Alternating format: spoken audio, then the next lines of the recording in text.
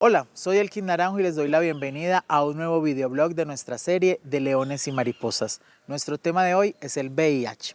A pesar de las campañas de visibilización y sensibilización, el VIH sigue siendo considerado un tabú en nuestra sociedad. Debido a eso aún circulan imaginarios, prejuicios, estereotipos, muchos de ellos basados en la desinformación.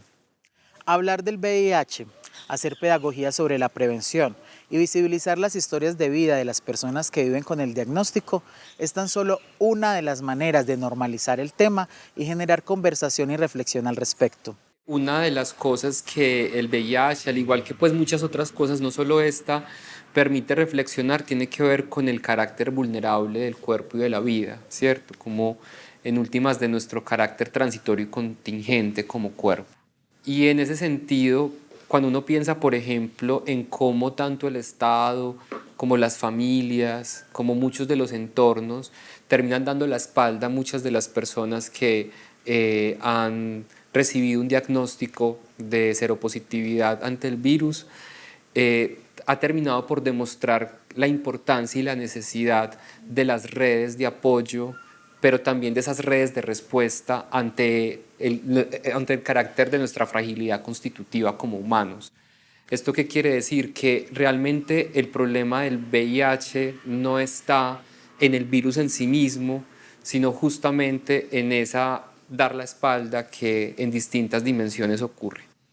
Y en ese sentido creo que la historia del VIH ha mostrado que las respuestas más potentes y efectivas han sido la capacidad de organización de redes que intentan realmente proteger, cuidar y sostener la vida. Y eso significa desde las estrategias colectivas para el acceso a medicamentos cuando el Estado no los entrega, hasta el desarrollo de acciones por transformar las normativas del Estado que no permiten que ciertas tecnologías se incorporen, o por ejemplo la necesidad de las familias y los grupos o las redes cercanas de acompañar el proceso, ¿cierto? De acompañar mucho más las consecuencias que puede tener por ese entorno que estigmatiza, por las violencias que produce, por las dificultades que pueden haber en el acceso a las tecnologías y los medicamentos, que en el virus en sí mismo.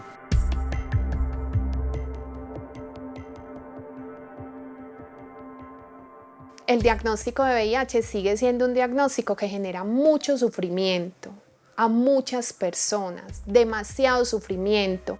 Y cuando de pronto esa carga del estigma y la discriminación se reduce, ese sufrimiento también se reduce. Entonces creo que es también uno de los asuntos a los que apuntamos, la visibilización y todo lo que la visibilización implica.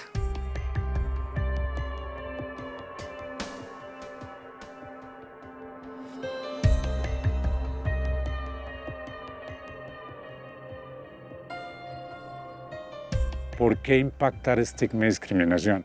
Porque ese silencio, ese resguardo en el temor del rechazo social conlleva a tener comportamientos de riesgo que van asociados a las infecciones de transmisión sexual. Obviamente, no contar puede permitir que mi infección progrese y al progresar tenga mayor posibilidad de ser efectiva una infección a otra persona.